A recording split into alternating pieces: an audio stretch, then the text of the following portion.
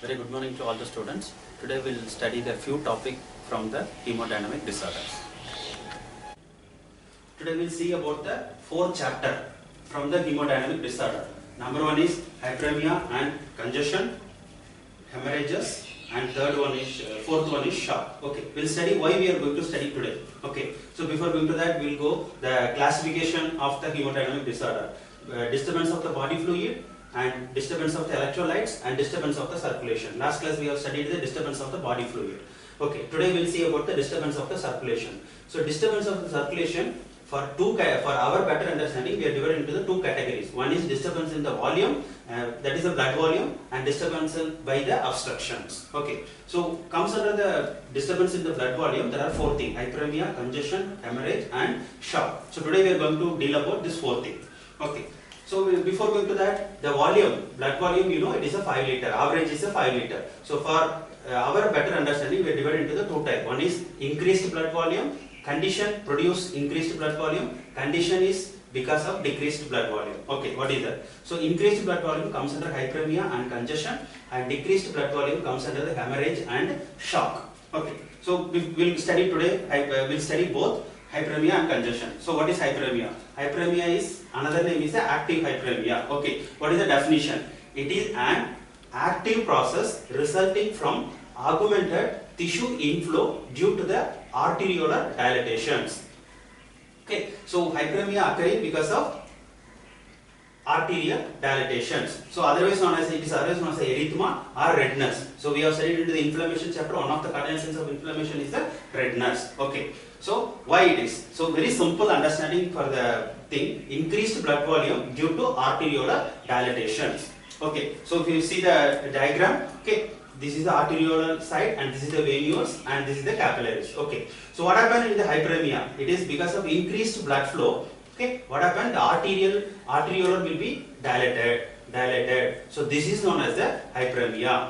Different name is erythema and redness. So what are the condition? You can see all the inflammation we have studied. Inflammation is producing arterial dilatation, and even the muscular exercise, that's producing the inflammations, that producing the redness.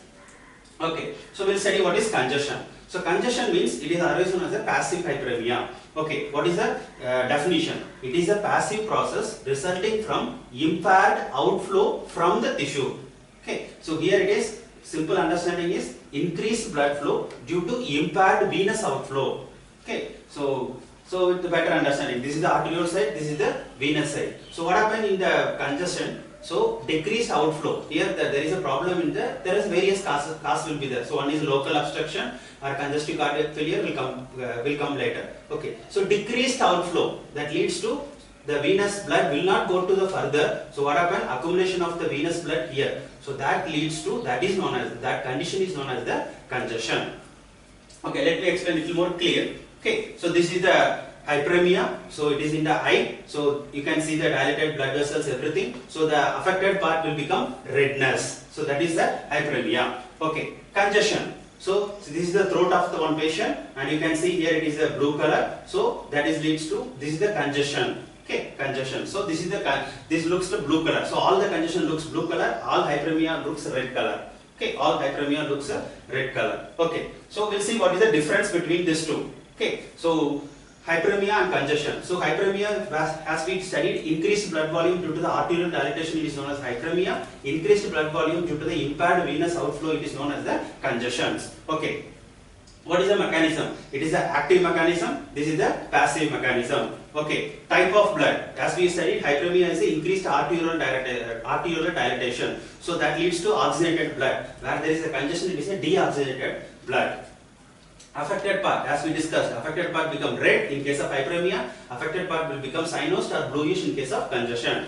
Okay, edema. Okay, in hyperemia it is absent, in congestion it is present. It is a very important thing. Okay, we'll discuss further. Okay, examples. Okay, always the hyperemia always in the local. Okay, where there is in the congestion, it is a local and systemic causes. Okay, some of the examples: inflammation, muscular exercise, or blushing of the face. Okay, congestion, there is a pulmonary vasculature problem and there is a heart failure. So we'll discuss what is that one by one. Okay, so this is the hyperemia and congestion. So we'll study the congestion little more detail further. Okay, so congestion is maybe acute or chronic. Okay, so what in the chronic congestion we are knowing as a chronic venous congestions, what we will call as a CVC. It will accumulate into the 4 type. Okay, CVC liver, CVC lung, CVC spleen, and CVC kidney. Okay, we'll study one by one. Okay, what is the mechanism? What is the common mechanism of CVC? Okay, so the main problem is a heart failure. So heart failure for divided into 2, right heart failure and left heart failure. You know, right heart failure is associated with the lungs. So increased pulmonary vein pressure. So that leads to CVC of the lung. Where there is in the left heart failure, okay, increased systemic venous pressure. Okay, so that leads to increased systemic venous pressure. Will come to the shock, I'll explain. Okay, so that is a 3. So that leads to CVC liver and CVC spleen and CVC kidney. So this is the basic mechanism how the chronic venous congestion is taking place in the 4 organs. Okay, we'll study one by one. So first we'll go to CVC liver. Okay, CVC liver. Okay, definition: it is a chronic passive congestion of the liver due to right heart failure, as we discussed. Okay, and morphology. So morphology, it is nothing but nutmeg liver. Okay, what is nutmeg liver? The cut surface of the liver showing red and yellow mottled appearance, which corresponding to the congested center of the lobules and fatty peripheral zone respectively. Okay, so what happened? So this is the red part. Okay, this is the red and surrounded by the yellow color. It is surrounded by the yellow color. So red spot, it is because of congestion, and there is a yellow mottled appearance because of fatty degeneration surrounded the red part. Okay, so it is looks like it is a cut surface shows dark red layer is a congestion and pale yellow layer it is the fatty changes. It is looks like if you open the nutmeg, so that nutmeg also looks like the same shape. So that is the reason it is a resembling is a similar. So we are keeping as the nutmeg liver. So this is one of the very characteristic features of the CVC of the liver. Okay. Another one is CVC lung. Okay, so what is CVC lung? We have studied. It is chronic passive congestion of the lung due to the left heart failure. Okay, so we have studied already. So pathogenesis. So what happened? So right heart failure that leads to, we have studied, right heart failure leads to rupture of the pulmonary capillaries due to congestion. Okay, so once the right heart failure, so much blood will be accumulated into the pulmonary vasculature. That leads to rupture of the pulmonary capillaries because of increased pressure. So what happened?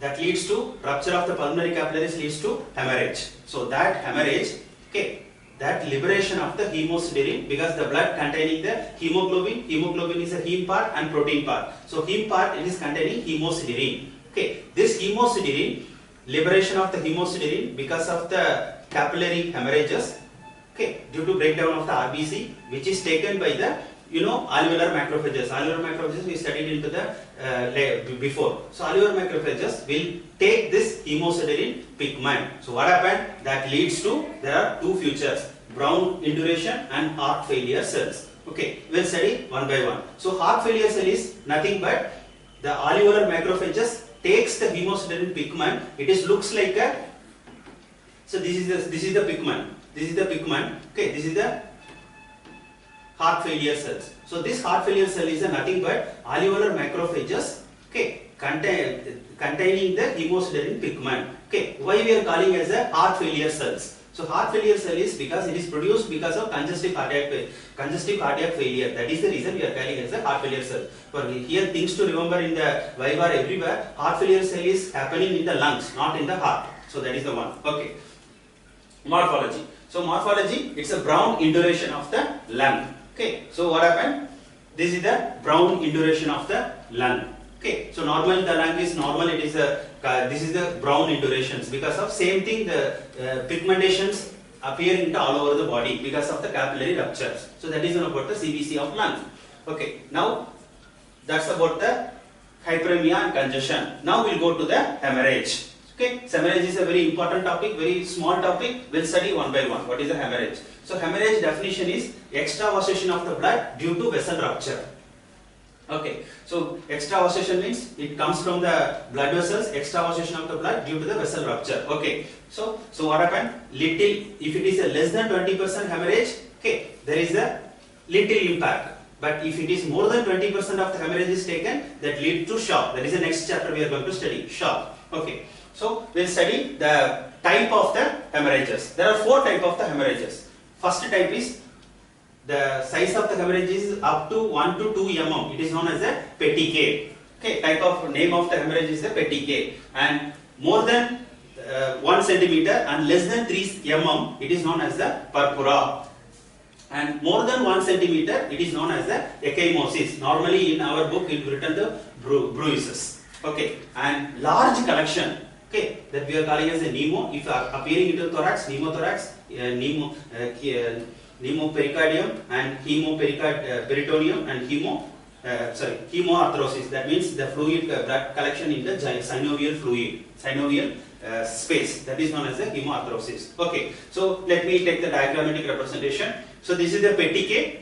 Okay, you cannot be able to see very small spots appearing. Okay, and purpura is the size. It is a 3 mm to 1 centimeter. Okay, and this is the ecchymosis. The total part more than 1 centimeter appearing into the thing. So this part is ecchymosis, and there is a collection of the blood collection. That is a hemo. Okay, so this is known as the hemorrhages. So that's all about the hemorrhages. Very simple. And things to remember is the 4 types of hemorrhages thing: petechiae and purpura, ecchymosis, and large collections. Okay, now we'll go to the very important chapter of today. It is the shock. It's very important. Okay, we'll study what is the definitions.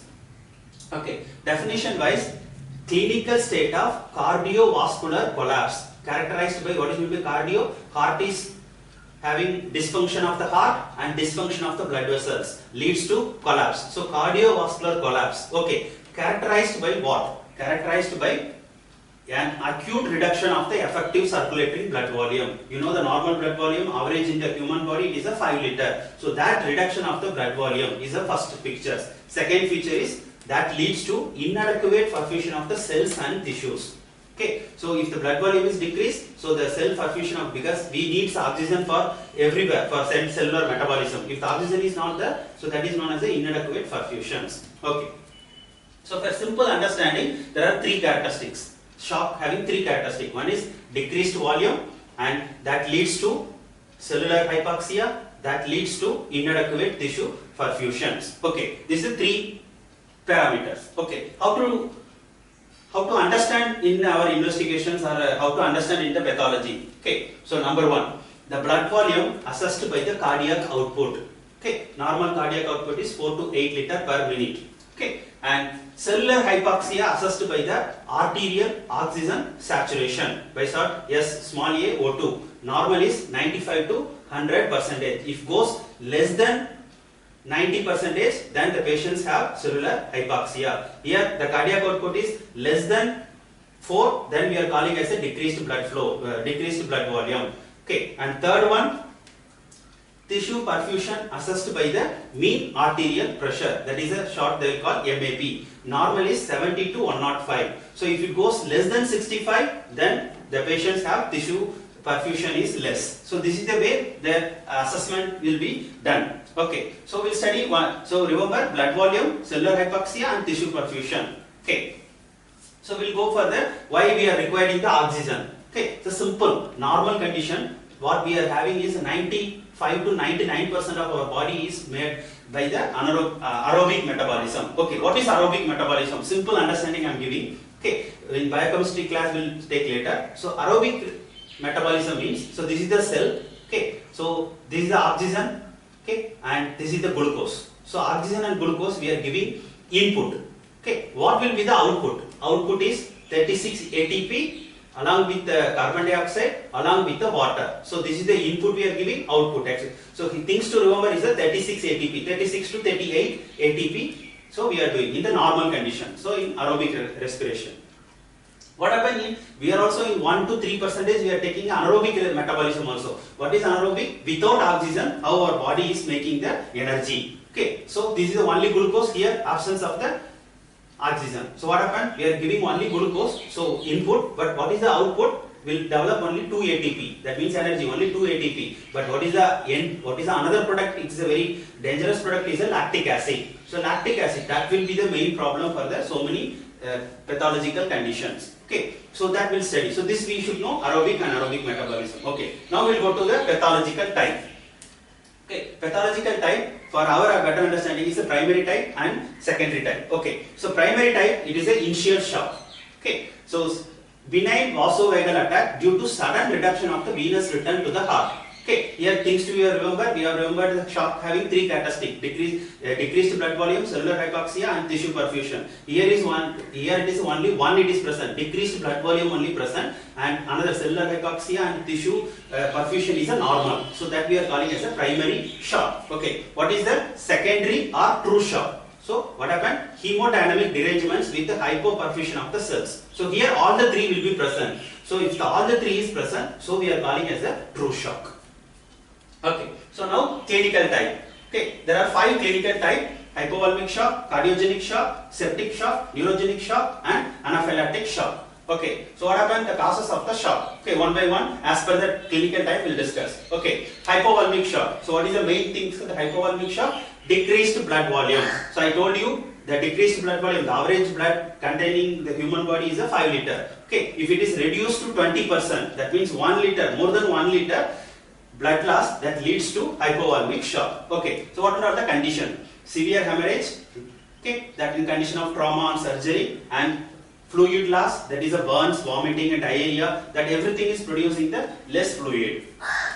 Okay. So what is the causes of the cardiogenic shock? So cardiogenic shock is nothing but basic problem is decreased cardiac output. So we are studied into the normal 4 to 8 liter per minute. So decreased cardiac output. Okay. So here the heart function is the 2 function. One is a contraction, another one is relaxation. So we are calling it's a deficient emptying, and another one is deficient filling. Okay. These are 2 main function. Okay. What is the 2 main function? Deficient emptying is a myocardial infarction and arrhythmia. So very important chapter, we'll discuss into the during systemic pathology. And deficient filling, there is a cardiac tamponade. We have studied into the last class. What is cardiac tamponade? Okay. So then last one, it is obstruction to the outflow. Some of the condition is a pulmonary embolism. So this everything is producing the decreased cardiac output, lead to cardiogenic shock. Okay. Then septic shock. The basic problem of septic shock is decreased blood volume due to cytokinase activity. Cytokinase means who's producing cytokinase? There are many cells. Macrophages is one of the main cells, endothelial cells. So everything that cytokinase, like a chemical mediator, we have studied into the inflammation. That cytokinase is producing the stimulation of the decreased blood volume. So that leads to septic shock. So who's making this cytokinase stimulation? By gram-positive bacteria and gram-negative bacteria. Gram-positive bacteria is streptococci and pneumococci. Gram-negative bacteria is Klebsiella, E. coli, and other thing. Okay, what is the pathogenesis? This is a very important pathogenesis for all the shock type. Okay, so what is the cause that leads to decreased blood volume? Here we have things to remember. It is less than 20%, nothing more than 20% only effective for the shock. Okay, decreased blood volume leads to decreased venous return to the heart. Okay, that leads to decreased cardiac output. Okay, so once the decreased cardiac output, what happened? Decreased blood flow to the cells. Okay, that leads to inadequate perfusion of the cells. Okay, it's very simple. Inadequate perfusion of the cells. So what happened? So we studied once it is inadequate perfusions. So what happened? So cell, that is known as the cell hypoxia. So but cell required oxygen. So if the oxygen is not there, what happened? Stimulation of the anaerobic metabolism. So what happened? Accumulation of the lactic acids. Okay, so that leads to, it is an acid component. So decreased pH, that leads to metabolic acidosis. The effect, so the metabolic acidosis will develop. Okay, so what happened? That metabolic acidosis will damage the membrane. Okay, so what happened? This membrane damage leads to failure of that sodium potassium pump. We have studied into the first chapter. So what happened? Sodium will go inside and potassium will come outside. 3 molecule of sodium will go inside and 2 molecule of potassium will come outside. Okay, so what happened? Influx of the, so toxic substance enter the circulation as well as releasing of the lysosomal enzyme. Okay, so that leads to capillary endothelial damage. So capillary endothelial, last one, it is known as the cell become death. So this is the simple pathogenesis of the shock. Okay, what is the clinical stage? So clinical stages we have three types. Okay, non-progressive, progressive, and irreversible. So non-progressive is otherwise known as a compensated reversible. Progressive is a decompensated reversible, and irreversible is it is decompensated irreversible shock. So we'll study one by one. Okay, non-progressive stage, otherwise known as it maintains the cardiac output and BP. Okay, blood pressure. Okay, so what happened? So how it maintaining? By three mechanism. Widespread of vasoconstriction. All the blood vessels will be vasoconstriction. So what happened? The fluid is less. So what happened? The kidney will fluid conservation by the kidney. Then vascular autoregulation. All the vessels will become vasoconstricted. So this everything will be the compensatory mechanism leads to progressive. Okay, what happened? Non-progressive. What happened? The progressive. Progressive, that leads to decreased cardiac output with tissue hypoperfusions. So what is that? How it will be made? How it will be happening? It happening by the three.